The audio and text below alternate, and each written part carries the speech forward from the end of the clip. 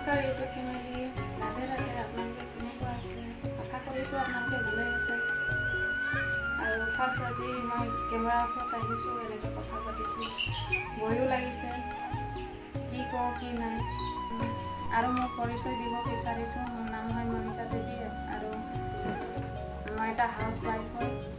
আৰু মোৰ চেনেলত চাব ব্লগ ভিডিঅ' আৰু লাইভ ভিডিঅ' আৰু লাইফ ষ্টাইল ব্লগ। এইটো মোৰ ল'ৰা হয়। আৰু তোমাৰ নামটো কৈ দিয়া ল'ৰা। উৎপল।